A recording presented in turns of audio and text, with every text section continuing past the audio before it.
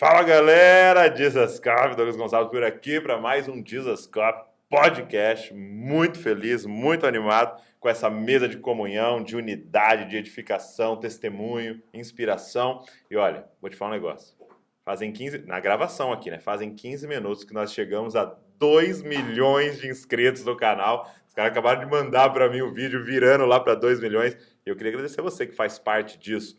Nós vamos completar 12 anos de Jesus Cop e eu acho assim, muito legal porque a gente nunca viralizou com nenhum vídeo, não tem nenhum vídeo nosso que tem 5, 10 milhões de visualizações, mas foi essa construção dia após dia, mês após mês, encontrando as pessoas que querem se parecer com Jesus e formar Cristo nessa geração, e você faz parte disso. Então eu queria começar agradecendo você e muito honrado ter um convidado tão importante, tão especial na nossa caminhada aqui nessa mesa. Então vamos embora, vamos pro podcast de hoje.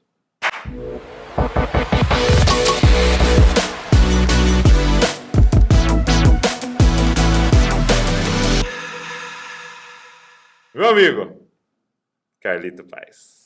Aqui estamos. Que honra. E num dia muito especial, parabéns, 2 milhões de assinantes. Isso é incrível. É um marco, né? Sem dúvida, e mostra o que você falou, estabilidade e crescimento com consistência. Muitas vezes alguns profissionais vieram nos ajudar em algum momento, ou querer dar umas dicas, uma consultoria, e alguns nos falavam, vamos fazer esse negócio aqui, aí é meio sensacionalista. Né? Esse título aqui pega todo mundo, por que você não grava sobre isso aqui? Né? Sei lá, na época dos assuntos bombando e tal.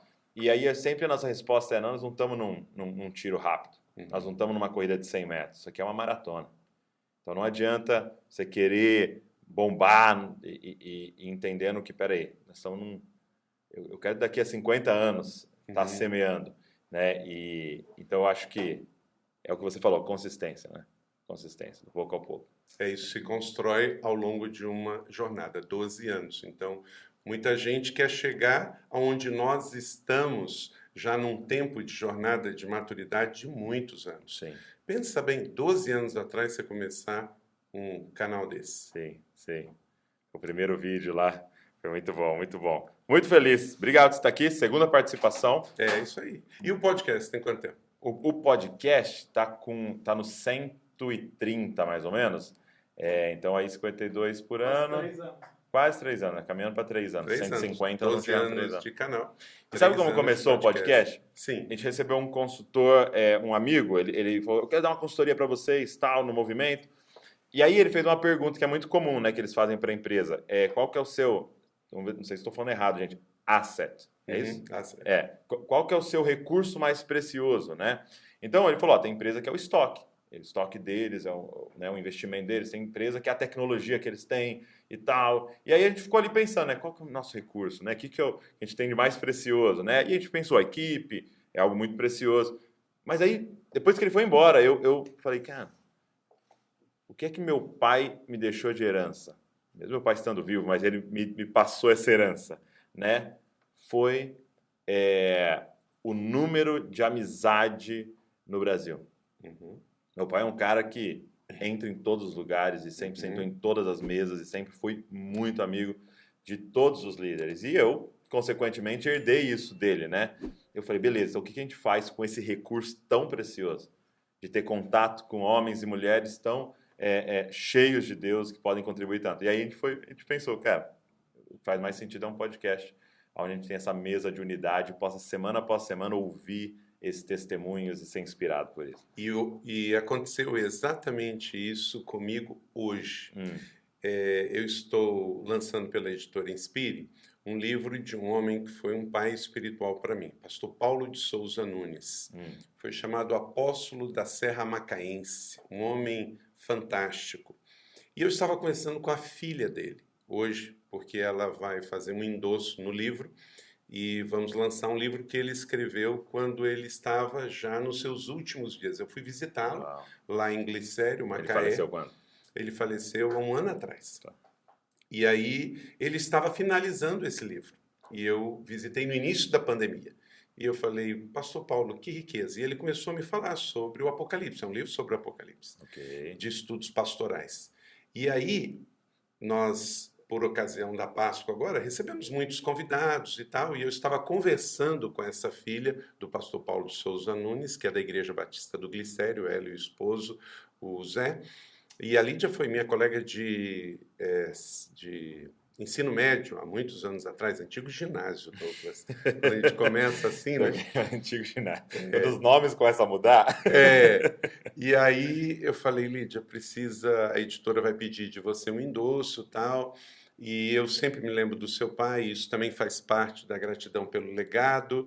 E aí mandei para ela algumas fotos, e tinha uma foto que eu postei com convidados do alto, e eram todos católicos e irmãs de caridade. E ela me disse assim, realmente você aprendeu muita coisa com meu pai. Meu pai foi um batista que a vida inteira, mas sempre conviveu com respeito, com amor, e para o serviço ao próximo não tinha religião. E aí a gente começou a conversar e lembrar desse legado, e nós estamos falando de década de 80, Douglas. Um tempo em que nem existia esse radicalismo e essa polarização, porque não tinha internet. Isso cresceu muito com a internet. E eu acho que mais do que nunca, Douglas, se nós queremos, como igreja, ser sal e luz, queremos furar a bolha e ter um evangelho de Cristo genuíno para todos, nós temos que diferenciar uma coisa que é fundamental para nós. O amar não significa concordar. Ok. Isso pode ser a lição de dentro de casa, de pai para filho, o pai que vem de 2 ou 3 gerações passadas e o filho que está agora nesta geração Z, ou na sociedade da igreja. O fato de receber alguém na igreja não significa concordar, porque o amar é o evangelho. Jesus não nos deu um mandamento sobre isso, ele nos deu 2. Muito bom, muito bom. Isso é um grande desafio para nós. Eu acho que é uma das jornadas aí da igreja e é um dos pontos principais para a gente se arrepender como igreja e reformar. E vejo isso no seu pai. Sim. Então você está lendo na mesma página que eu. Não tive um pai biológico como você para isso, mas tive pais espirituais. Muito bom. Uma coisa que meu pai falou meu pai cresceu na Assembleia de Deus. Então é claro que ele tinha assim o seu pé atrás com algumas coisas. E aí quando ele começou a pensar de família, começaram a convidar ele em todos os lugares. E aí ele disse o seguinte, que ele foi, por exemplo, ministrar em um lugar e chegando lá, sei lá, tinha um pessoal cantando rap. E para isso, a Assembleia de Deus, isso era algo muito fechado, né, tal, não. E aí ele ficou meio assustado com aquilo, tal, mas aí acaba o culto, ele vai sentar para jantar com essas pessoas. E ele falando como a mesa quebra tudo isso, porque de repente a mesa, eu não estou analisando teologia, eu não estou analisando estilo, eu estou sentado de frente, olhando no olho. E aí eu começo a ver o amor daquela pessoa por Jesus. O Espírito Santo naquela pessoa. Ele falou que isso começou a quebrar. Ele falou, cara, isso aqui que eu estou de longe, na plataforma, discordando, quando você senta à mesa, você fala, ele serve o mesmo Senhor que eu, ele tem o mesmo Espírito que eu, e aí isso foi começando a quebrar. Então a mesa era muito poderosa, né, para isso, relacionamento. Exatamente. Mas eu quero começar a te fazer uma pergunta. Uma das coisas que eu mais admiro no seu ministério, na sua vida, né, até um livro que eu li, que me marcou muito, foi O Formador de Heróis, né, o Hero Maker, e alguns homens do Brasil, quando eu estava lendo, eu lembrava, né, eu lembrava muito do Abe, eu lembrava muito do Mazzoni, eu lembrava muito de você, lendo, porque homens que são plataforma, lançando outros e alavancando outros. Mas eu queria te perguntar, o que é que você observa, porque eu percebo em você, no Abe, no Mazzoni, esse tino, esse discernimento para achar líderes, ou potenciais líderes, né? O que são coisas que você observa, assim, em jovens, ou em homens, mulheres, que aparecem lá e que acendem para você? Opa! Eu gosto muito da intrepidez deles. Eu percebo quando pessoas têm perguntas, pessoas que preferem uma oração e um conselho do que uma foto. Opa, olha aí.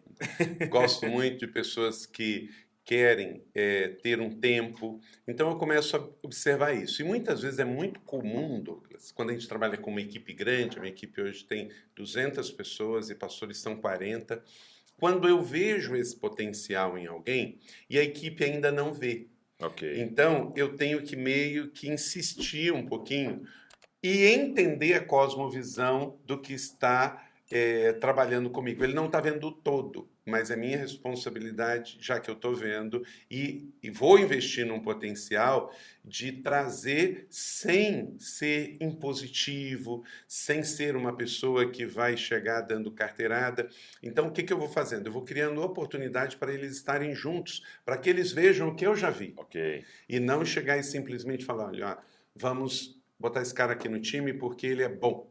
E eu quero. E eu quero. Não, eu sei que eles podem não estar vendo. E eu acredito que a experiência junto tem um grande potencial para que eles venham descobrir e eles sejam os maiores defensores daquele cara no time. Uma vez um pastor meu, Valmir Vieira, foi uma grande referência para mim, fui seminarista dele, trabalhamos juntos em 2 igrejas no Rio, no seminário, ele disse assim, ó, na política partidária, aquela que é mais por interesse, o camarada ele faz a política no sentido mal, no sentido de ganhar algo, no sentido de levar lucro. Tem um interesse por trás. Né? Isso. Mas a boa política ela é uma arte. E se você não souber fazer a arte da boa política, você não vai liderar no mundo tão eclético quanto hoje. Porque você precisa levar as pessoas a fazerem o que é correto, mas não do seu jeito, do jeito que elas entendam que elas estão promovendo aquelas mudanças. Então elas vão abraçar aquele novo líder, abraçar aquela causa, mas não por causa de você. Douglas, é incrível como que as coisas estão mudando e o paradigma de liderança. Eu tenho 52 anos, tenho 31 de ministério pastoral, na mesma igreja eu vou fazer 26 anos agora em junho, e eu peguei pastores, Douglas, que trabalhei com eles, que eles diziam assim, eu vou entrar de férias, só que eles já, nos 2 últimos domingos, antes de entrar de férias, eles já vinham falando, quase montando terrorismo na igreja. Pessoal, vou entrar de férias. Pessoal, seminarista vai pregar, e não sei o quê. Aí, o que acabava acontecendo inevitavelmente? A frequência caía, o povo não vinha, porque ele estava construindo algo em torno da pessoa dele. E ele gostava, quando ele voltava das férias, de que a igreja foi mal. Douglas, eu estou num período em que realmente a minha maior alegria é de ver os meus discípulos, filhos espirituais, e esses que eu estou acreditando e olhando o potencial deles e que eu estou promovendo, do pessoal dizendo que o cara fez o gol, de que o cara foi o artilheiro, que pregou bem, que jogou bem. Maravilhoso. E tinha mais gente ainda quando você não estava do que quando você estava. Mas está acontecendo isso. Eu estou num projeto nos Estados Unidos de 1 ano. Nesse 1 ano, fazendo 3 coisas. Um sabático, eu e Leila, meus filhos todos cresceram. Eu nunca tinha tirado um mês inteiro de férias assim. É mesmo. E em 25 anos, na mesma igreja. Depois, estabelecendo a Inspire Network USA, já organizamos essa parte jurídica, já é um ministério, uma non-profit, uma C3, já está operando com 25 igrejas nos Estados Unidos, e também aprender mais o inglês. Então, estou no meio desse processo. Só que antes de ir, nós combinamos com a nossa equipe base que nós temos 10 itens que avaliam a saúde da igreja. Isso para algumas pessoas, Douglas, e o nosso foco aqui também, a gente está pensando em igreja, algumas pessoas têm um verdadeiro pavor de números. Números, você tem que ter uma boa relação com eles. Você não vai adorar os números, mas você tem que ter uma relação saudável. Eu falo isso no curso Igreja que Prevalece, em que você tem neles um aliado para avaliar se você está bem ou não. Hoje você vai ao médico, a primeira coisa que ele quer ver é o resultado dos exames, porque os números ali vão dizer como é que está o seu organismo. Então, os números não é para me idolatrar, não é para que eu venha envaidecer, também não é para autocomiseração ou por orgulho, mas simplesmente avaliar. Vem cá, quantas pessoas eu batizei ano passado? Então, eu preciso fazer um planejamento para que eu possa batizar mais esse ano. Quanto nós ganhamos para Jesus? Quantas pessoas evangelizamos? Quantas igrejas plantamos? Qual é a frequência na igreja? Então, nós temos esses 10 itens, que é frequência, número de decisões para Jesus, número de reconciliações, número de batismos, igrejas plantadas, número de GDCs, receita financeira. GDCs são os pequenos grupos? É isso. Que a gente chama o nome da da igreja. Inclusive, vai aqui uma ideia. Às vezes as pessoas vão me perguntar, Carlito, eu não sei que eu não queria só deixar pequeno grupo, ou já estou usando muito tempo célula. Uma dica que eu dou é, veja se o nome da sua igreja funciona, porque você vai estar reforçando para a sua comunidade a sua identidade do nome da sua igreja. Legal. Então, para nós usamos 10 anos pequenos grupos, 10 anos células, e aí mudamos para GDCs há 2 anos. Grupos da cidade. Que legal. Então, se o nome da sua igreja combina, então vamos lá, que o nome da sua igreja é Betel. Então, grupos Betel. Ok. Então, se funciona, nem sempre pode funcionar, mas se funcionar e você gostar, vai aí já uma solução. Muito bom. Comunica. Então, você tinha todos esses números e aí vocês tinham uma avaliação. Antes de eu ir, que eu fui em agosto, legal. e agora todos os meses. E Douglas, eu até falei essa semana na igreja, eu falei assim, pessoal, vocês estão indo muito bem. Pastor Fabiano, pastor Marcos Madaleno, pastor aí, né? Ian, toda a equipe estão indo tão bem que eu não sei se eu volto precisando, né? Volte sim. Mas eu me sinto fica até preocupado de ir bem, entendeu? Mas deixa eu te garantir uma coisa, Douglas. É maravilhoso. Lidere sem ter medo de pessoas. Lidere pessoas livres, lidere pessoas empoderadas, lidere pessoas criativas, lidere pessoas que, como seus filhos biológicos, sua alegria vai ser que um dia o seu teto é piso deles. Muito bom, muito bom. Glória a Deus. A pergunta inversa, assim, o que é inegociável para você, assim, em um líder? Quais são alguns pontos? Eu levei ano passado aos Estados Unidos, fiz um grupo com 50 pastores de igrejas, todos eles com igrejas de mais de 1.000 membros, a maioria da rede Inspire, e também o pastor Marciano Hortêncio está comigo, que levamos um grupo também do Conselho do Núcleo de Pastores de Curitiba. E naqueles dias, nós visitamos em 3 estados, 11 igrejas, e eu comecei a conversar muito com pastores americanos e continuei esse diálogo intencionalmente, sempre quando eu encontro um pastor que eu tenho a oportunidade de conversar, me colocando no mesmo nível. Eu sei que muito antes de questões étnicas e questões sociais, nós temos uma questão do ser humano do pecado. Todos nós fomos atingidos pela queda e desfigurados do plano original de Deus. Então eu sei disso. Então, para mim, eu não me fico nessa euforia de que eu sou brasileiro, sou melhor do que os outros e etc. Quem está num país pobre é melhor ou é pior, ou num rico melhor ou pior. Não. O ser humano é ser humano. Pessoas são pessoas.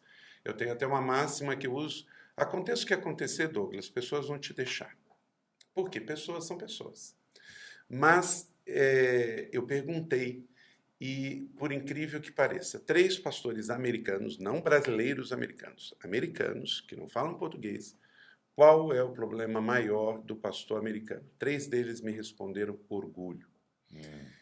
E aí, olhando aqui para o nosso arraial, eu tenho visto que, infelizmente, esse tem sido um problema que está afetando muito o pessoal, talvez por essa exposição excessiva que estamos tendo. O camarada escreve um livro, daqui a pouco ele está vendendo 10 mil. Eu sou do tempo da antiga Juerp, que quando qualquer livro chegava a 3.000 cópias, era best-seller, não é? Então, agora você vende 50 mil livros, 100 mil livros, você tem os assinantes, tem as pregações, as viagens, enfim, eu não sei se isso está fazendo com que nossa mente está viajando um pouquinho, e tem muita gente esquecendo que o nosso modelo é a bacia e a toalha. Então, a pergunta que você me fez ao inverso, a primeira coisa que eu olho é se o cara é gente. Okay. Se o cara é da bacia e da toalha. Então, a palavra seria humildade? Humildade e simplicidade. Tá. Porque eu não quero contratar pela performance e demitir pelo orgulho. Porque isso hoje, ninguém aguenta trabalhar com gente orgulhosa. Ninguém aguenta trabalhar com um cara que me trata bem por eu ser o líder da equipe e trata mal a minha equipe. É horrível, é horrível. Eu hoje, Douglas, pelo relacionamento que tenho, até por honrar todos que trabalham comigo, quando eu tenho uma ideia de fazer um projeto em conjunto, eu levo o nome, porque não vai trabalhar só comigo. Se ele vai vir gravar, ele vai vir gravar com alguém. Se ele vai vir... Eu não estou dizendo que ele tem que concordar comigo. Eu tenho que dizer que se essa pessoa sabe trabalhar em equipe. Tá. Né? Se ele é gente como a gente. Eu já tive pessoas, infelizmente, isso assim, a gente fala... Que, Douglas, impressionante. Tem pastores que acham que a gente não tem que abordar isso no nosso meio. Uma autocrítica entre nós, pastores. A minha equipe sabe, quando um camarada muito bom vem na IC, só vem uma vez, aconteceu alguma coisa de bastidor que a gente viu, comportamentos, ações e atitudes que excede o púlpito. Entendi. Ufa, já foi umas 3. Cara, tem gente reclamando da comida, da água, do tipo da picanha, entende? E parece brincadeira, Douglas, mas isso, desfazendo as pessoas. Igreja, pelo menos é assim. Na minha igreja, o voluntariado para nós é um valor. E as pessoas que vêm nos servir, elas amam servir. Se você destratar alguém que vem servir numa sala de recepção, no backstage, para mim acabou. E não tem como, né, pastor? Não tem espaço com o nosso Cristo, né? Não tem espaço com o apóstolo Paulo, com Pedro. Não há, quem está lendo a Bíblia, não há espaço para isso. Porque eu vi até alguém brincando, um americano falando assim, que ele teve que comprar uma passagem de última hora tal, e aí sentou no meio, né, a maioria dos americanos tudo grandão, né, apertado tal, assim, e veio nele de reclamar, e de repente ele para e fala, tô indo de avião, né? Assim, eu tô indo pregar de avião, né?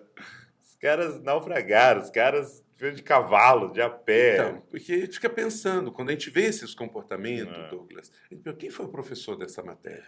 Porque no Evangelho não foi, entende? E aí nós temos que saber assim, muito bom. Cara, Verdade. eu vou me inspirar e aprender, claro, até com pessoas seculares. Eu não preciso que o cara seja crente para que eu aprenda com ele. Isso não existe.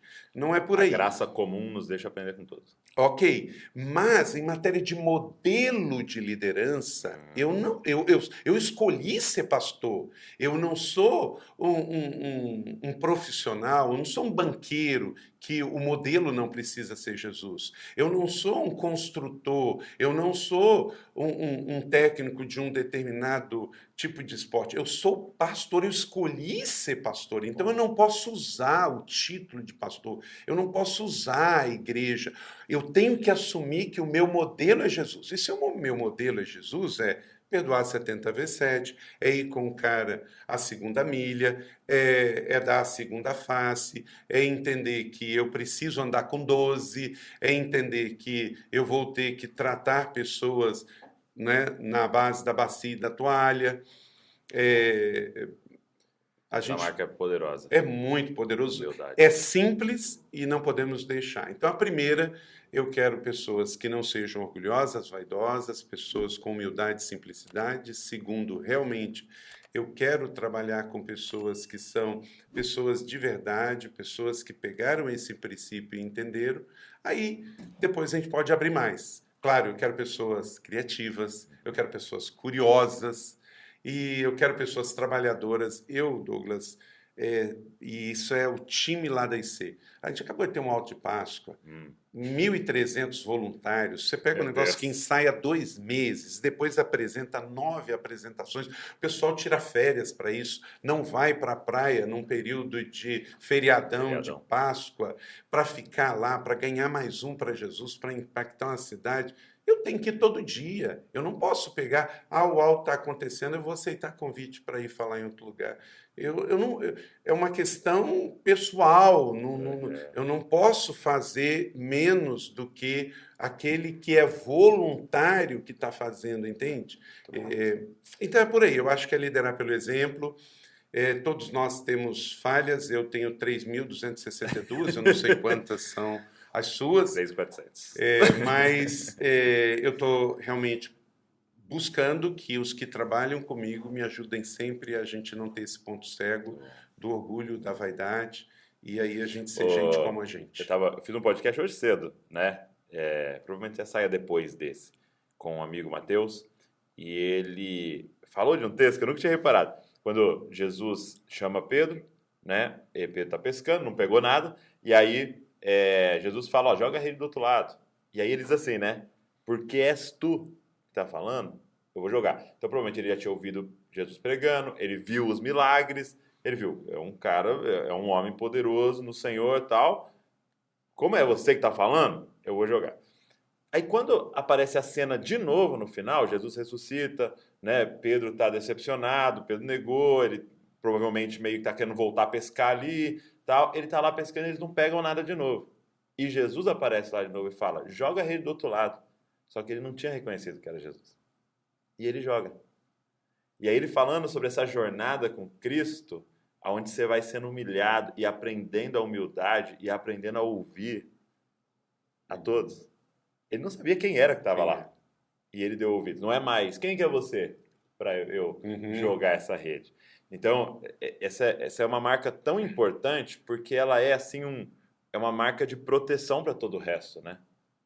E você vê que a Dessa obediência humildade. é uma proteção tão grande, esse trabalhar em equipe, que tem, pegando já o seu exemplo e do Mateus aí do episódio do barco, quando você vai a Israel, no norte do Mar da Galileia, tem um museu do barco lá. Então, pode não ser, eu costumo sempre quando eu vou lá, eu digo o seguinte, gente, ó, esse barco aqui pode não ser, Sim. mas ninguém pode dizer que ele não é. Por quê? Pode ser. Esse barco foi achado realmente no século I, datado não por cristãos, por arqueólogos judeus. Número 2, ele era um barco de pessoas pobres, porque ele tem vários tipos diferentes de madeira. Então não era barco de gente rica, era de pescadores que teve que ir remendando o barco, porque é um monte de tipo de madeira diferente. Então você olha ali que aquele barco ele tem no máximo na barriga dele mesmo, ele tem 3 metros de diâmetro. Então, Douglas, nós sabemos que um cardume que está passando ali embaixo, direita e esquerda, faz diferença nenhuma. Entendi. O mar era o mesmo. A distância, não é um navio que você vai jogar de um lado de cá, ou do outro, e que vai fazer uma grande diferença. O ambiente era o mesmo, a rede era a mesma, os pescadores eram o mesmo. A única coisa que difere é uma palavra de orientação. Sim. E o outro, a resposta de não fazer o oposto. Então, a única chave diferenciada ali é a obediência. Então, se a gente andar sozinho, a gente com certeza vai ser a próxima vítima. Eu estava fazendo uma mentoria com pastores de grandes igrejas essa semana, estava tudo preparado, tudo preparado para fazer um estudo intenso sobre crescimento de igreja pós-pandemia. E no dia, mudei por uma palavra de mentoria pastoral para 3 assuntos: vida pessoal, vida familiar e vida com os filhos. Tá bom. É o cuidado meu, o cuidado com a minha esposa e o cuidado com os meus filhos. Sim. E às vezes é tão básico que a gente fica assim, tão... Poxa, eu vou falar para tantos pastores, vou falar sobre isso. E aí, de novo, seu pai é um exemplo para nós sobre isso. Às vezes, como diz Mark Twain, eu não estou preocupado com o que você não sabe. Eu estou preocupado com o que você sabe e não pratica. Uau. Porque você perdeu em casa. Você perdeu. Né? Agora, nós estamos gravando aqui em 2023, passamos um período que nunca havíamos imaginado passar, né? Como humanidade e nós aqui no nosso contexto como igreja. E nós vimos algo muito triste, né? Igrejas fechando, igrejas parando, né? Igrejas que não tiveram como continuar depois disso. E você nos deu a honra, né, de gravar aqui com a gente no Na Mesa, né? Que nós estamos anunciando oficialmente. Carlito faz como um dos professores do Didascópio na Mesa. Muito bom compor esse time aqui. E você gravou, e eu achei espetacular, Aprenda a Liderar Igrejas que Prevalecem, né? Porque eu acho esse nome tão importante, porque não é dar frutos, né? É dar frutos que prevalecem. Então, é construir algo que prevalece, né? O sucesso no reino, né? E eu queria que você falasse um pouco sobre isso. Quais são, dando alguns spoilers, mas não muito, quais são algumas marcas na sua observação e na sua liderança de igrejas que prevalecem? Então vamos lá. Posso falar um pouquinho só como surgiu isso? Claro, por favor. Foi muito interessante. Esse tema, ele pega tanto o meu coração que foi o primeiro livro que eu publiquei em 2003 pela Editora Vida. Eu estava lendo uma pesquisa feita pelo Bill Hybels com o crescimento de igreja. Estava naqueles dias analisando o livro Christian Schwartz sobre desenvolvimento natural da igreja. Também estava olhando a minha realidade ali, de transicionando uma igreja tradicional para uma igreja contemporânea. Chegou às minhas mãos também um jornalista que fez uma pesquisa extensiva sobre crescimento de 1000 igrejas evangélicas no mundo e 1000 igrejas católicas no mundo, chamado Paul Wilkeson. E eu já também tinha pensado sobre isso com o Rick Warren quando plantou Saddleback na casa dele em janeiro de 1980, no lugar mais difícil para plantar igreja no sul de Los Angeles, que é a região de Orange County. Olhando tudo isso, comecei a perceber que você pode ter ênfases diferentes, nomes diferentes, mas nós estamos falando de igreja, não estamos falando de inventar um negócio, não. Jesus nos ensinou a ser igreja. Igreja não é um negócio assim que eu estou assim parado na esquina. Peraí, eu vou fundar uma igreja. E então eu estudei, eu venho dessa formação, dessa escola, eu morei em tal lugar, eu sou filho de fulano, eu estudei direito, então eu vou pegar isso. Não. É o livro de Atos, está lá, é o modelo da igreja primitiva. Eu tenho que pegar os evangelhos, eu tenho que pegar o grande mandamento, a grande comissão. Eu tenho que partir da base bíblica. Sim, então começa das por aí. doutrinas bíblicas. Não edifica-se igreja saudável com doutrina ruim. Então a primeira coisa, Douglas, uma igreja que prevalece tem que ser bíblica. Ok. Tem que ser bíblica. E não tem esse negócio, não estamos falando de doutrina, não estamos falando de você batiza por aspersão, por imersão. Isso é doutrina teológica de uma igreja local. É outra coisa. Nós estamos falando de uma igreja biblicamente saudável. Essa igreja, ela é em torno de Cristo, ela é em torno de uma palavra, ou ela é em torno de uma ideia, de uma denominação. Então, a primeira coisa é isso.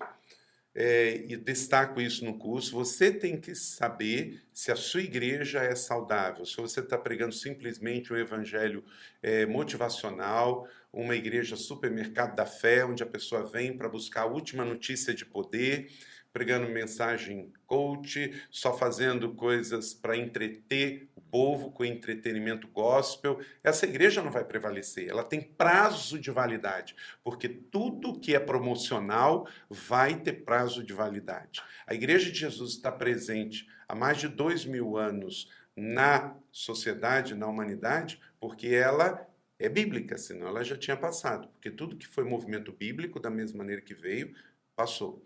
Uma outra característica também, e aí são características Sim. que, quando Foram eu gravei quantas? o curso com você, 25 características, meu irmão.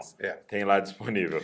E uma coisa que você pode fazer quando você estiver fazendo o curso, Douglas, e que eu falo para os alunos, é que ninguém pode avaliar a sua igreja, o seu ministério, mas você pode.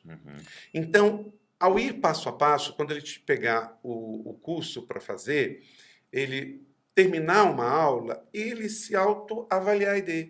Por exemplo, então vamos pegar lá um dos itens, se a minha igreja está pastoreando em pequeno grupo. Sim. Eu posso dar uma nota sobre isso. Se eu tenho, se eu não tenho, se a qualidade, se ele está estagnado, eu posso avaliar. E não tem jeito, isso é uma outra característica, Douglas, de uma igreja saudável. É uma delas, né? Ela tem que pastorear em pequeno grupo. O nome que você vai dar, critério seu. O dia que vai se reunir também. Se os grupos são homogêneos ou heterogêneos, ok. Mas não dá para edificar uma igreja que prevalece só com culto ao domingo. A igreja da cidade hoje, Douglas, nós avaliamos certinho. Nós temos uma frequência, nós temos 25 mil membros na rede C.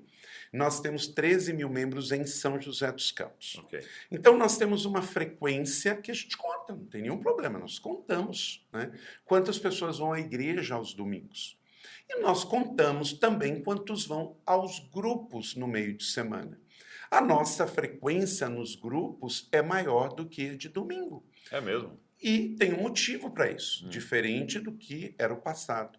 Seu pai e eu, Douglas, somos do tempo, na década de 70 e de 80, que os nossos irmãos na fé, você contava no estacionamento quantos carros tinham. Eles não tinham tantos carros assim. O carro, quem tinha, era fazer viagens curtas com a família. Tinha carro para pegar um carro e ir para um outro estado. As pessoas não iam para casa de praia, para casa de campo, aquele armário cheio de roupa para passear e ir para festa. As pessoas tinham carro para trabalhar. Se tinham uma casa só, não tinha hotel de temporada, Airbnb, viagens, congressos. Então, no final das contas, a pessoa trabalhava durante a semana. E todo domingo, camarada, o programa da família cristã, abaixo da década de 90, era ir à igreja. Era a Val falando, né? Eu lembro das noites que não tinha culto, o tédio que era, como adolescente, ficar em casa, tipo assim, porque não tinha Netflix também, não tinha celular, não tinha, e a igreja era esse lugar também completamente social, né? E os trabalhos não eram tão exaustivos ao ponto do cara querer dormir domingo. Hoje, as empresas, o cara está com 2, 3 jobs, que ele pega, muitas vezes, tem irmãozinhos nossos, que, coitado, ele não quer ir nem para a balada, ele não quer nem ir para a praia, ele só quer dormir, cara. E o único dia que ele tem é domingo, dormir não é pecado.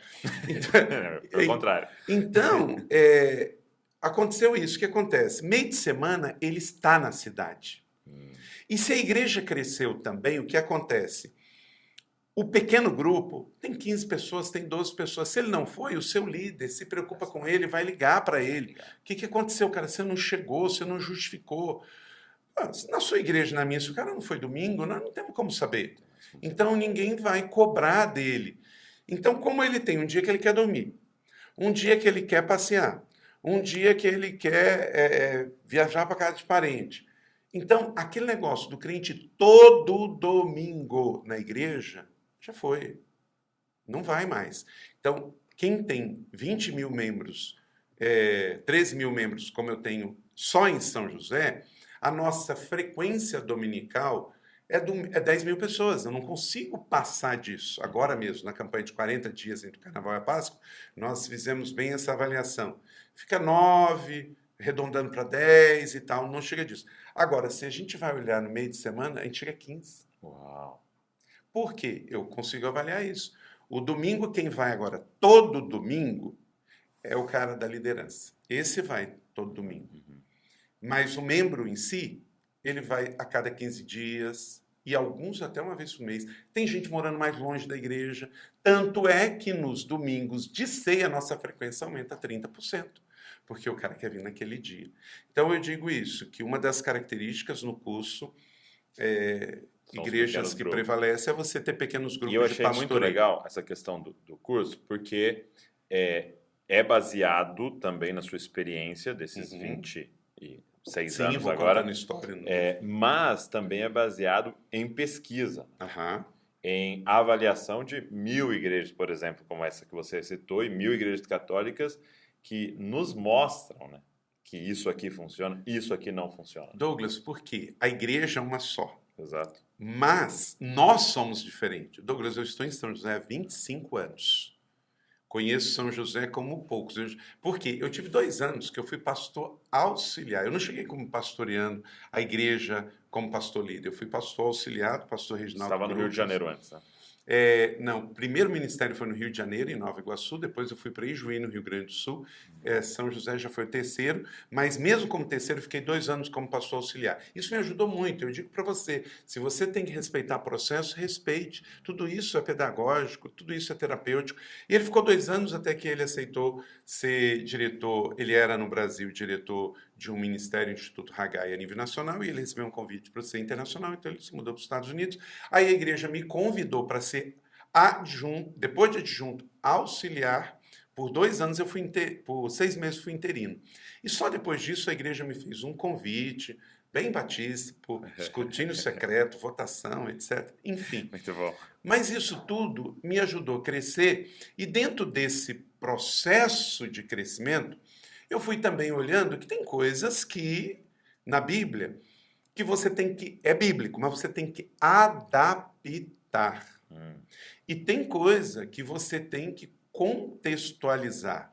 Por exemplo, tem colegas nossos pastores e recentemente agora, eu até vejo uma coisa, Douglas, uma coisa vai puxando outra, né? Eu estava nos Estados Unidos agora, na mesma semana que o mundo estava assim feliz pelo avivamento da Universidade de Asbury lá nos Estados Unidos, todo mundo celebrando, jovens com fome de Deus, com paixão, algo acontecendo nas universidades, né, e Gen tal. Z. Na mesma semana, a Convenção Batista CBS, Convenção Batista dos Estados Unidos, ali do Bible Belt, do sul dos Estados Unidos, exclui a Saddleback Church, que é uma igreja batista, fundada pelo Rick Warren, que sempre foi batista, ele é descendente de Spurgeon, Douglas. Começou a igreja do zero, pastoreou a igreja a vida inteira, 43 anos, aí passa a igreja. Fez tudo direitinho, começou bem, desenvolveu bem, terminou bem, embora um homem extremamente de dores, todo mundo que conhece a vida do Rick Warren sabe que é um certo sofredor. Passa aí, e ele, no final do ministério, uns 2 anos antes, pouco antes da pandemia, ele ordenou pastoras locais. E esse pastor que assumiu, manteve, e a esposa do pastor líder também é a Stacy, filha do novo pastor da Saddleback, esposa do novo pastor de Saddleback, que é Wayne Wood. E a convenção, nessa semana, expulsou a igreja de Saddleback por ter pastoras. Aí eu falei, olha só, de um lado eu tenho o movimento evangélico do fogo do avivamento numa igreja histórica metodista, ardendo com jovens com paixão de Deus, um movimento nada programado. Do outro lado, eu tenho um movimento completamente controlador, programado, que é uma igreja local buscando se contextualizar para servir melhor e alcançar pessoas, e uma denominação querendo controlar. E vem me dizer que púlpito é exclusivamente para a pastora com base nos ensinos do apóstolo Paulo. Então, peraí. Aí, se a gente for por esse caminho, Douglas, aí mulher não pode falar na igreja. Em Gálatas, Paulo diz que todos somos iguais no corpo de Cristo. Então, se mulher não pode ser pastora, dentro do contexto local de Éfeso e de alguma questão de contextualização, ela não pode falar. Então, não é questão de ser ordenado ou não. E nós sabemos que as mulheres... pergunta. Não é? E nós sabemos que não é esse o ensino de Jesus, e nem foi esse o espírito do ensino apostólico de Paulo. Agora, você tem como fazer isso.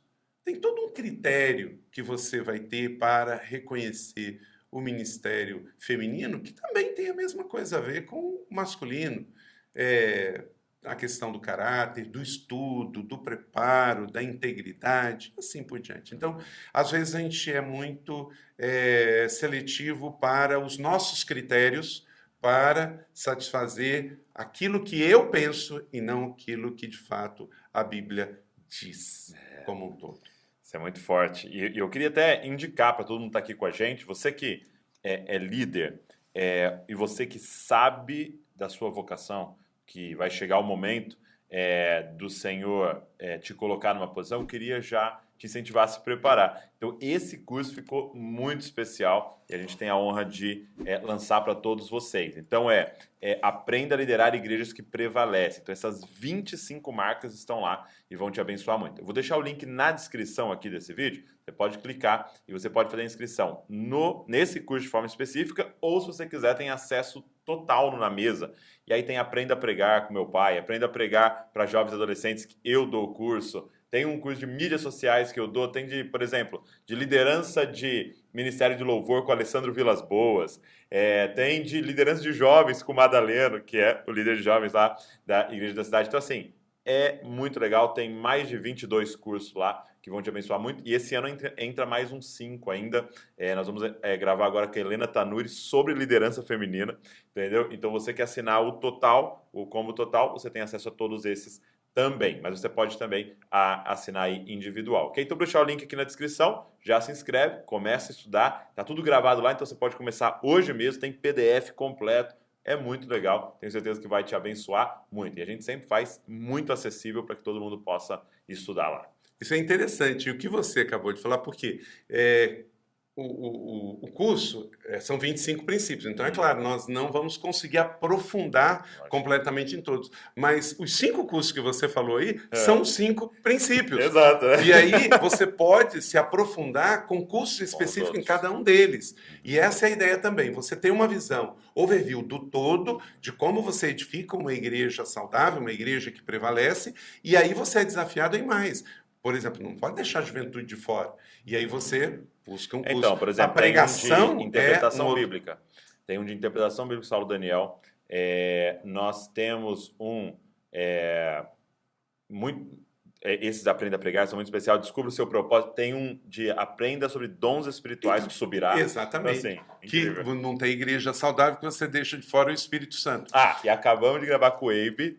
Aprenda a liderar pequenos grupos. Então, e aí, para você ver como é que a gente está na mesma página. Acabou de lançar esse livro aqui, Lidere com Isso em Mente, e o Greg Michel, que hoje é pastor da maior igreja, não só dos Estados Unidos, talvez do mundo inteiro, porque antes da pandemia, ele já tinha igreja online. Com mais de 100 mil membros. Totalmente estruturada. Totalmente estruturada. Aí a pandemia, ele avançou tremendamente, tem os campos presenciais, mas a igreja online de uma forma especial. E ele destaca nos 13 capítulos 7. E esses 7 também estão dentro do que nós temos no curso do livro Igrejas que Prevalecem. E esse livro, Lidere com Isso em Mente, tem 7 princípios de como você ter uma liderança que prevalece. E um deles, que está nesses 7, e que está no nosso curso aqui também, Douglas, e que é fundamental, é a questão da visão. Às vezes um colega, ele está lá com uma igreja meio estagnada, porque isso também, gente, não é privilégio um só, não. Toda igreja chega num platô. Sim. Aí ele é tentado, eu falo tentado porque não vem de Deus mesmo, aí num congresso, ou ler um livro, ou ir na igreja do outro buscar uma visão.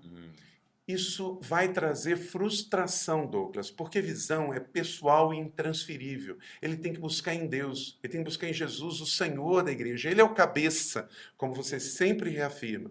Então, eu tenho que pegar, se eu não tenho visão hoje para liderar a minha igreja, não adianta eu pegar e me filiar a minha igreja numa outra igreja de grife, mudar a placa, porque isso não vai ser efetivo, eficaz e eficiente. Eu preciso fazer um retiro espiritual, eu preciso pegar minha Bíblia, eu preciso ir orar, eu preciso de um papel e de uma caneta e pedir a Deus uma visão até que eu receba. Querido, até que você receba, não se mova, porque você não se move na visão dos outros. Você se move no inspirar-se da equipe ministerial do outro, na leitura do livro do outro, na conferência do outro, com acertos e erros do outro, mas não com a visão do outro. Por quê? Da mesma maneira que cada pessoa é única, tem o seu DNA, cada igreja também é única e tem o seu DNA. Então, visão é pessoal e intransferível, e ele fala isso aqui, e eu falo isso no curso também. Você vai conferir isso no curso de uma maneira muito clara. Então, a visão é tua e ele vai dar, até porque sem visão a gente perece. Sim, muito bom, muito bom. E eu tenho observado isso com os líderes que eu tenho tido contato. Por exemplo, eu passei um tempo agora nos Estados Unidos e eu tive a oportunidade de sentar de novo com o Mike Bickle. E é incrível você ver alguém que está há 40 anos com uma visão. E você percebe que chamam ele para isso, chamam ele para aquilo, e ele fala não, e ele está ali, sabendo o que Deus o confiou. Né? E eu acho que é uma coisa muito importante, é você saber, Deus chamou outros para fazer outras coisas. Pode ficar em paz em fazer o que Deus pediu para você fazer. Você não precisa fazer tudo. Né? Nós somos um corpo. Né? Isso é muito bom. Agora, algo que você me disse há um tempo atrás, eu queria que você expandisse um pouquinho para a gente, você tem algumas datas... Se eu não mudei de ideia ainda, né? Porque tem gente que tem vergonha de mudar de ideia, não tem não. Eu acho que isso você não mudou.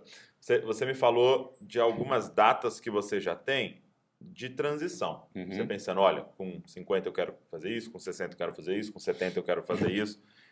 Você pode compartilhar um pouco quais são esses planos? Um dos objetivos pelo qual eu estou nesse tempo também aperfeiçoando meu inglês, como eu tenho 52 anos, então eu penso o seguinte, Douglas, não é uma questão assim, olha, e cada um deve, de novo, qual é a visão de Deus para a sua vida? Você deve olhar a sua realidade, porque cada igreja é única, cada ministério é único. mas é um princípio de sabedoria. Você não precisa esperar estar declinando, nem você pessoalmente ou a igreja, para você acordar e falar, tem que mudar. A vida é feita de estações e de ciclos. Depois dos 60, eu posso pastorear uma igreja? Posso. Claro. Posso. Ainda mais hoje que, com medicina, tudo, o ser humano está muito forte ainda. Isso. Mas ele também pode ser mais efetivo num lugar onde vai exigir dele mais a mente e a experiência do que o físico, muito bom. do que a comunicação, do que a tecnologia. Então, quando eu fizer 60 anos, eu vou ter feito 34 anos de ministério pastoral em uma só igreja. Essa igreja, pela graça de Deus, tem crescido. E ela tem conselhos, ela tem... Então, existem lugares onde eu posso ser mais útil no reino. A igreja tem colégio, universidade, tem rede de igrejas. Então, o dia a dia pastoral, porque uma igreja, por maior que ela seja, eu penso que o pastor precisa ter o trabalho pastoral, o trabalho da visitação, do aconselhamento, até pelo exemplo. Sim. De estar presente com mais regularidade, de chegar mais cedo, sair mais tarde, junto com a sua esposa, junto com os seus filhos, acompanhando essa vida orgânica e comunitária da igreja. Sim. O que acaba acontecendo inevitavelmente com qualquer pastor depois dos 60, 65 e em diante? Ele já não tem tanta paciência para essas festas, para essas visitas. O seu físico já não aguenta tanto mais. E ele também quer contribuir com mentoria com outros lugares, outras igrejas. E aí acaba o quê? A igreja começa a declinar. Alguns pastores, Douglas, têm feito isso porque sabem que quando aposentar, vão diminuir sua renda. E eles não se prepararam para essa realidade. Não comprou sua casa, não fez seu plano de aposentadoria, e aí ficam com medo de ficarem desprotegidos e vulneráveis. Aí fica mantendo. Tem um outro grupo que é pior do que esse, que ele já tem a sua receita, já fez os seus investimentos, tem casa quitada, tem até mais de uma, etc. Mas ele não quer largar o microfone. A última palavra, o poder, o dia a dia, está ali e influenciar na ordem do culto, está ali de influenciar na escolha da cor. Isso é meio complicado. E aí ele é algo mais ligado à vaidade. À vaidade. E ele não percebe, só que também a igreja também vai e ela começa a envelhecer a olhos vistos de quem chega. Talvez não dele, mas também é inevitável que isso aconteça. Então, o que eu diria e aí eu já vou responder ao meu pessoal, para todo pastor que começa a chegar na fase dos 55, 60 anos, ele tem que pensar intencionalmente, planejar a sua sucessão pastoral. Aí ele pode me fazer uma pergunta, Douglas. E os filhos biológicos? Eu digo sempre o seguinte, se você tem filhos biológicos, isso é uma bênção de Deus, não é um problema. Se você tem filhos biológicos que são vocacionados, isso é uma bênção dobrada de Deus, glória a Deus.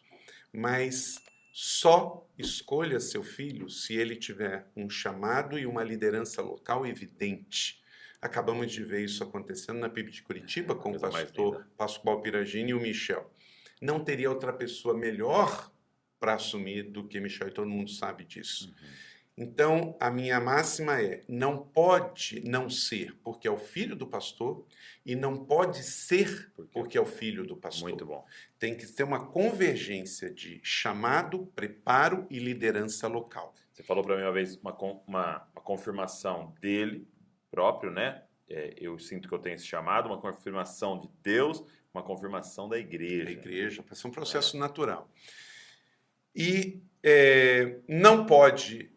O coitado, mas que culpa tenho eu de ser filho do pastor, né? Ele não pode ter essa culpa de jeito nenhum. Não pode ser impositivo e nem exclusivo. Então, esse é um fato. E muitos pastores, então, estão esquecendo disso, só que o tempo não perdoa, o tempo passa. Então, eu daria essa palavra aos meus colegas pastores. Mas com relação a mim, então, eu fiz esse planejamento, nossa equipe está junto comigo, está orando sobre isso. Então, nos próximos 8 anos, eu estou fazendo esse trabalho de me preparar para essa nova estação de mentoria e também orar sobre isso. 8 anos, ainda não preciso ter essa pessoa hoje, mas pelo menos daqui a 5 anos, 6 anos eu preciso, porque eu não posso chegar com essa pessoa de um dia para o outro, preciso pelo menos estar lá uns 3 anos, 2 anos com isso bem claro para a comunidade, porque quanto maior for a sua comunidade, mais lento você tem que fazer esse processo Que é de aquele transição. tempo que os 2 corredores correm juntos, né? Isso, para passar o bastão. bastão. Isso é muito bonito. Agora, repito, são experiências que você tem que estar avaliando com Deus, com a sua equipe e com a sua igreja local. O ministério pastoral hoje mudou, não dá para pastorear como antigamente, porque não se fazem mais igrejas para antigamente. Então, simplesmente por isso. E o cuidado, de novo, nós estamos aí com os desafios de sempre: sexo, dinheiro e poder. O diabo é muito previsível e o Douglas Gonçalves e o Carlito Paes e qualquer um dos nossos colegas pastores são alvo e o diabo sabe que funciona, então é com sexo, dinheiro e poder que ele vai nos tentar. Então a gente tem que estar atento e ninguém é fraco, ninguém cai porque pensa que é fraco, cai porque pensa que é forte demais, né? Muito bom, muito bom. E é incrível porque eu reparando na leitura, não sei se era Levíticos ou Números, quando ele fala do sacerdote passar com 50 anos, né? Uhum. E ele passaria para alguém de 25, né? Então, eu acho muito interessante você liderar com esse tempo em mente, né? Você colocou uma data, você colocou uma idade, mas assim, ter essa clareza desse tempo em mente, porque as suas escolhas são diferentes. Sim. Porque eu estou liderando sabendo, olha, eu tenho que preparar alguém, eu vou passar, né? E eu acredito que isso é uma das características da igreja e do líder apostólico, né?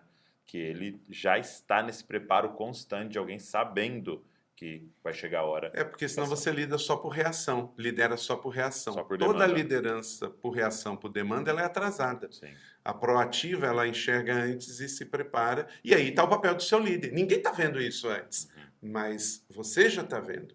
E, gente, o que eu acho, Douglas, é que assim, o pastor titular, o pastor líder, ele vive o tempo inteiro dizendo para a sua equipe que todas as posições são importantes. Mas na hora dele viver isso na prática, é outra história. Ele não quer deixar para estar em outra função. Então ele se contradiz porque a função de ser o líder ali do geral, do básico ali do dia a dia é o mais importante. Não, tudo é importante. Então se agora eu vou mudar para uma estação que eu não vou liderar mais aqui esse púlpito, mas tem tanta coisa acontecendo que você pode ser útil na sua família. Aí tem uma outra coisa que, ao abordar esse assunto, Douglas, é importante a gente colocar também. A igreja vem de um contexto rural, né? Jesus, ele nasceu em Belém, ele teve o seu ministério na Galileia, 3 anos no contexto rural, ele só foi para Jerusalém para os seus últimos dias, né? Alguém já disse, e eu brinco sempre, nunca se preocupe em morar no interior, você vive em Bragança ou em São José, porque é do interior que fluirão rios de águas vivas, né? Jesus nasceu no interior, desenvolveu um ministério no interior e foi para a capital para morrer. Mas tudo bem, você que vive na capital, foi na capital que ele ascendeu também aos céus. Tem chance para a capital. Mas nós temos que entender que hoje a maioria das igrejas não está mais no contexto rural. Elas estão no contexto metropolitano, urbano, das grandes cidades. E nesse contexto, Douglas, a gente tem que entender que as mudanças são mais rápidas ainda. Mais rápidas ainda. A mente muda muito mais rápido. Então, talvez um pastor ele foi criado no interior, vem com a mentalidade do interior, e ainda há esse interior dentro dele. E ele tem que entender que a gente não precisa se tornar, de novo, eu creio no poder do equilíbrio.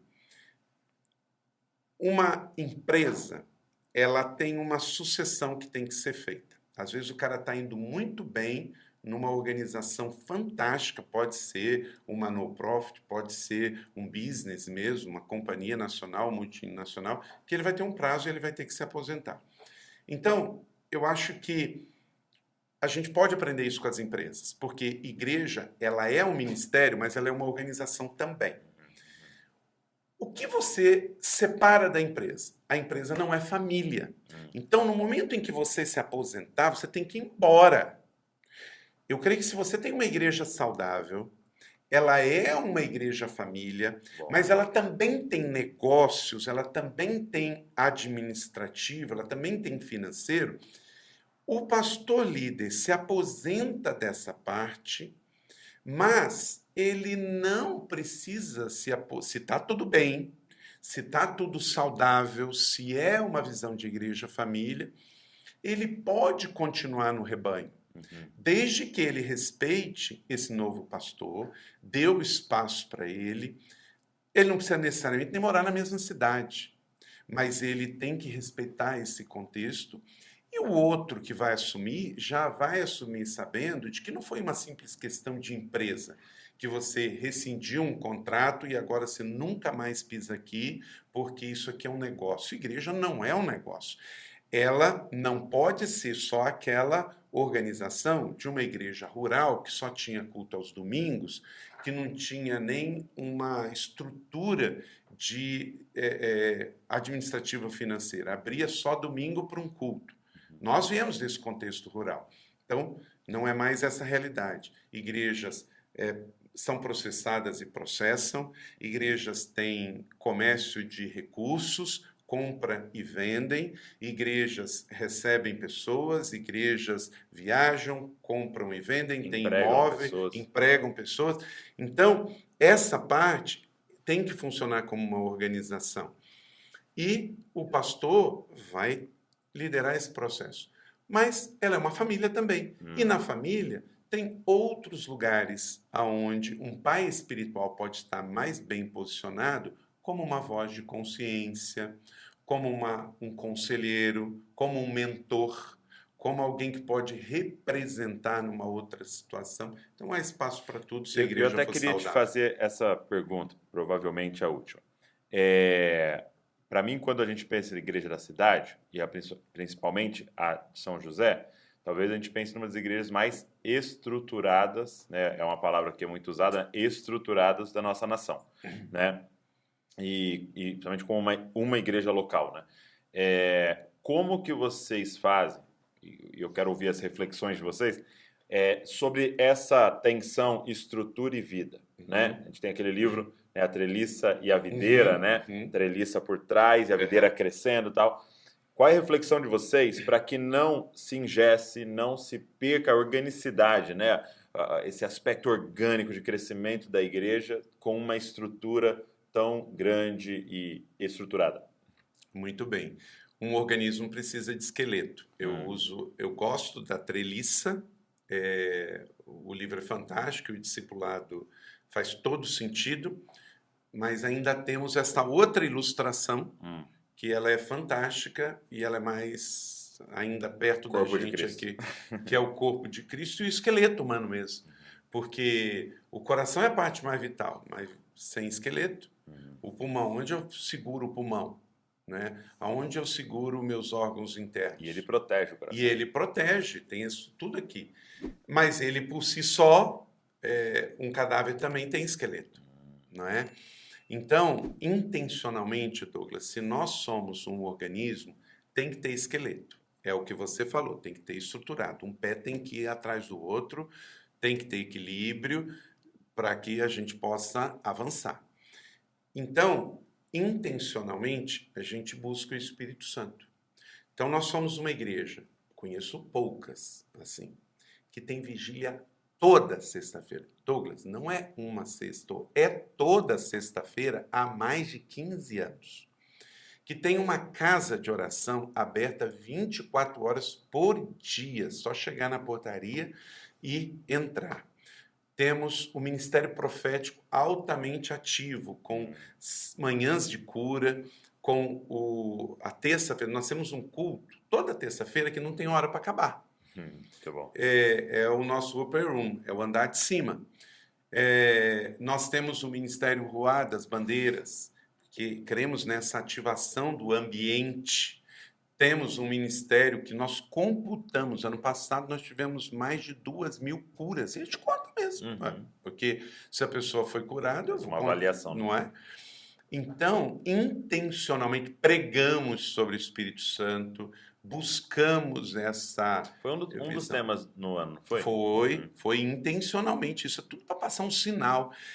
Celebramos os 5 dons de governo, então é muito comum a gente celebrar com muita alegria o dom profeta, o dom apóstolo, o dom evangelista, o dom mestre, o dom pastor, porque essa é a beleza desse organismo vivo que tem estrutura, porque amanhã tem conta para pagar. Por exemplo, eu vi durante a pandemia igrejas sendo processadas, carro de polícia, vizinho reclamando, porque a igreja não obedeceu às regras. Nossa igreja é a maior da cidade, assim, publicamente, nós não recebemos uma notificação. Mas a igreja não parou um dia na pandemia, Douglas, porque a igreja é relevante não no seu culto litúrgico, mas no seu serviço ministerial. Quando vinha um decreto, a gente já parava um domingo antes. Quando voltava o decreto para abrir, a gente parava um domingo depois. Agora, também chegou um pastor para mim que fechou 2 anos da pandemia e estava feliz da vida porque a igreja fechou. Eu falei assim, olha, se a igreja fosse um lugar só para eu pregar e a gente fazer um louvor acústico, ok, eu não precisava voltar, mas igreja é comunidade. E as pessoas estão doentes de ficar só em casa. Então, eu não vou ficar nem mais um dia fechado, recluso, se eu tenho a lei que me permite voltar. De novo, para mim, a força vem no equilíbrio. Muito bom. Então, nós somos uma igreja estruturada, a excelência honra aos céus e inspira as pessoas, mas trabalhamos muito esta questão do Espírito Santo. Não existe igreja saudável que o Espírito Santo não esteja sentado à mesa e na cadeira primeiro. Governando tudo. Muito bom, muito bom. Amigo, obrigado. Que coisa boa, já acabou. É maravilhoso. E eu queria até reforçar para a galera aqui, né? Aproveita, gente, né? Nós estamos falando de 26 anos na mesma igreja local e de acertos e erros. E é o tipo de coisa, assim, eu falei, né, que a gente faz um preço extremamente acessível, porque a gente quer que todo mundo possa acessar, mas é o tipo de coisa que não teria preço para a gente acessar o que alguém pagou um preço altíssimo de erros e acertos, de choro, de lágrimas, de oração, e ele está disponibilizando, colocando à mesa para a gente, né? Então, na mesa é muito legal, vai ser essas 25 marcas, tá, de igrejas que prevalecem. Você vai sentar à mesa com o Carlito, você vai poder aprender. São aulas mais curtas, né? Muito focadas para que você também aproveite bem o seu tempo, você possa colocar tudo isso em prática. De novo, para você que lidera ou para você sabe que você é vocacionado e vai chegar um dia, comece a se preparar antes. Eu vou deixar o link aqui na descrição, faz sua inscrição, começa a estudar, vai te abençoar demais. Obrigado, meu amigo. Deus valeu demais. Amém. Obrigado pela honra por estar aqui. Parabéns pelos 2 milhões de assinantes no canal, pelos 12 anos de canal e 3 anos de podcast. E vamos juntos, porque o bom é que o melhor ainda está por vir. Glória a Deus. Você que ficou com a gente aqui, ouvindo, assistindo, obrigado pela sua audiência. E eu queria te fazer um pedido. Pega esse link, cara, e manda para todo mundo. Espalha, manda nos grupos. O pessoal manda tanta coisa ruim nos grupos. Manda coisa boa nesses grupos aí, para abençoar as pessoas. E também, lógico, se você não faz parte desses 2 milhões de inscritos, se inscreve aí no canal para você receber tudo que a gente está produzindo. Deus abençoe você e não se esqueça, você é uma cópia de Jesus. Valeu!